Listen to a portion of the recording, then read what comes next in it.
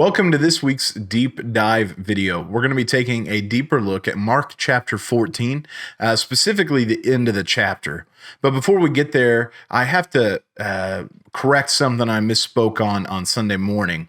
In the sermon, I said that the woman's offering she poured out, this nard she poured on Jesus' head, that I said it was $300,000. And my brain got the 300 denarii mixed up with that 300,000. And that offering was still significant. It was closer to $80,000 in today's currency. So this 300 denarii offering would be closer to 80,000. Almost did it again. $80,000 today. So I hope I didn't trip you up with that. Still, I can't imagine someone buying an $80,000 jar of perfume and pouring it on someone else. I can't imagine someone spending $80,000 on something perishable like that. And it's still an incredible contrast with Judas offering of 30 pieces of silver, or payment of 30 pieces of silver to betray Jesus, being about $20,000. This woman spent 4 times as much to honor Jesus than Judas was paid to betray him. Still an incredible contrast between those two, but I hope I didn't trip you up this week, and I hope you didn't go around telling too many people that $300,000 mark because I misspoke. So in Mark chapter 14, Peter is sitting with Jesus during what we refer to as the Lord's Supper, or as they're celebrating the Passover together. And Jesus says, he quotes from Zechariah, and he says, the shepherd will be struck and the sheep will scatter. And he says, you're going to all leave me. And Peter's response is a pretty interesting one, because in this group, he says, they may all leave you, but there's no way I will, Jesus. I would even die for you. And Jesus says to Peter, he says, look, before the rooster crows 2 times, you will have denied me 3 times. And Peter doubles down. He says, no, Jesus, there's no way. I would die for you, Jesus. And all the other disciples chime in too. Oh, yeah, of course, us. We too would die for you, Jesus. And there's this got to be heartbreaking moment for Jesus, who just knows that's not the case. That will not be what happens.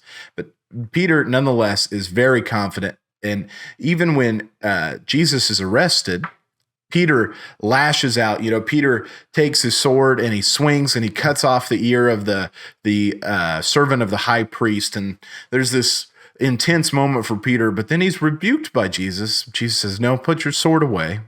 Heals the high priest's servant. And Jesus is led off, where he's beaten. He's been taken away, arrested. He's been beaten. He's been spit on. He's been mocked. And now he's undergoing this sham of a trial. Nothing about it's legitimate. They're bringing in false witnesses against him. They're trying to stir the people up there who already want him dead. And this is them doing their best to say they tried everything they could, but he still had to die.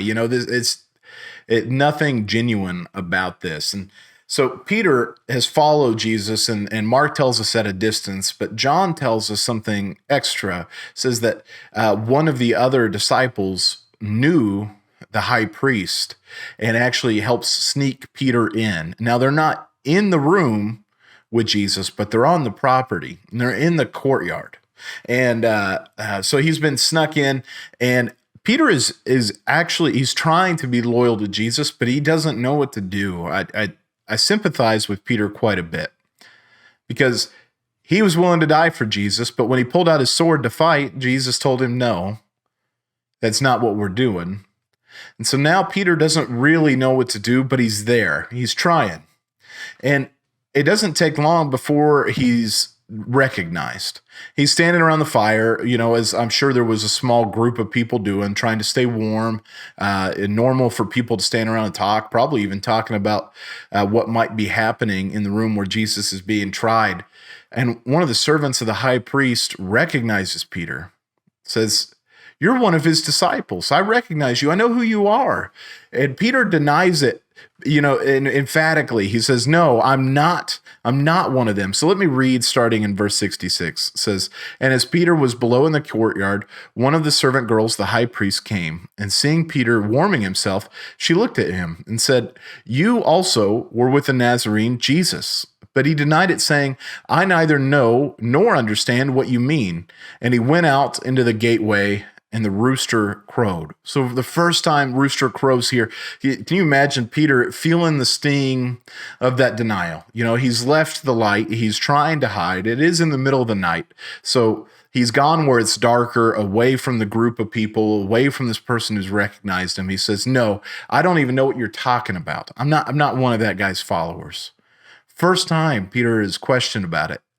Denies even knowing Jesus or knowing what's going on, where Jesus is again being beaten, mocked, and given the sham trial. Then she comes up and sees him again. So verse 69, and the servant girl saw him and began again to say to the bystanders, this man is one of them. But again he denied it. And after a little while, the bystanders again said to Peter, certainly you are one of them, for you are a Galilean. So Peter can't catch a break. He's recognized with fire. He goes away, but this girl sees him again and says, yeah, you gotta be him. And as he's denying Jesus again, in the middle of that, they recognize him by his accent. As he's speaking in his own defense, it's his speaking that gives him away to the crowd. They say, yeah, you're this Galilean. You're one of them. We know who you are. And it says here, but he began to invoke a curse on himself and to swear, I do not know this man of whom you speak. And this is tragically strong language that is here. But he began to invoke a curse on himself. He's saying, may I be damned. May I be cursed if this is, if I'm telling you a falsehood, if I'm not telling you the truth. May God do terrible things to me is what Peter is saying in this passage. And to go from being with Jesus, willing to die for Jesus, fighting for Jesus, to emphatically denying him in the same night, and knowingly wishing curses upon yourself if you were telling a falsehood, which you know to be true. You know you're telling a falsehood. He is so desperate to get out of this situation, because this could result in Peter being right up there tried with Jesus. This small gathering of people outside could turn on Peter and kill Peter. They could arrest Peter as well. Terrible things could happen to him. And he gets so caught up in this that he throws all caution to the wind and emphatically rejects Jesus. He rejects Jesus with just as much passion as he was earlier defending him. And it says this in 72, immediately the rooster crowed a second time, and Peter remembered how Jesus had said to him, before the rooster crows twice, you will deny me 3 times. And he broke down and wept. This is an awful, awful moment for Peter. This is a moment where he sees Jesus be right in predicting his denial of him, where he sees this prophecy from just a few hours ago where Jesus had said, I will be all alone because you all will abandon me. And I imagine this memory of him emphatically saying, no, I would never, was in Peter's mind. But he rejects Jesus just a few hours later. This is such a bad memory for Peter that when Jesus is returned, this loudmouth, outspoken Peter is still beat down and a little before Jesus, kind of afraid to even talk to him. There's no hope of being redeemed. So this has such a big impact on Peter's life that it takes him a long time to overcome it. Now, there's 3 things that I think we can take away from Peter's denial of Jesus. And that's the first one is that it's easy to be a passionate and bold follower of Christ when you're in a crowd following Christ.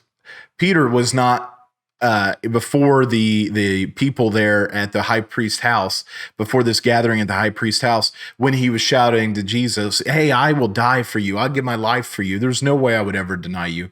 No, he was in a safe place. And it's really easy in a safe place to be bold. But we're not called to be bold just in safe places. We're called to be bold always. We're told we're given a bold spirit. We're called to go share the gospel And that's likely going to be uncomfortable, which leads us to our second thing, that following Christ is also going to lead us upstream into cultural trends, not engaging in cultural trends, but actually bucking against cultural trends where we're going to be the odd people out, where we're going to have to be taking a stand against where culture wants to go. Likely that will be the case the night for Peter. The culture was strongly pushing for Jesus' death. Peter, when given an opportunity to stand for Jesus, denied him. And I think that's pretty easy to end up doing. And that leads us to our third thing here, that following Jesus will inevitably have a cost. And it's easy to talk a big game until we hit that cost, but we never know how bold and how strong we're going to be until it is time for us to pay that, until it is time for us to really pull it together and acknowledge him outside of our safe place, outside of our crowd that loves him as well. When the world is looking at us and screaming, "You're one of them. You are someone who follows Jesus," and it's not a positive, it's not a compliment to you, but it's a condemnation. When the world is screaming, and this may cost you your job. This may cost you a relationship with a boyfriend or girlfriend. This may cost you. This may cost you a relationship with your children. This may cost you your life. I mean, ultimately, your life here. And it's again easy to talk a big game until we're called to pay that cost. And so, following Christ demands humility and patience with each other, to encourage one another. As we're told in Hebrews, we meet together to build one another up. The world does such a good job of tearing us down. We need to do a good job as the church of building one another up so that we stand a better chance of being bold when we face similar things that Peter went through, when we have times where a bold spirit is demanded of us, when following Christ does cost. We have to have a church that has built us up. We have to be a church that builds one another up in following Christ. I hope that we learn from Peter's denial. We're going to get to that more as we finish the Gospel of Mark, but I hope we learn from Peter's denial here that it's easy to talk a big game until we're called to actually pay that cost. I hope you have a great week, and I hope that you join us this Sunday as we go through Mark chapter 15.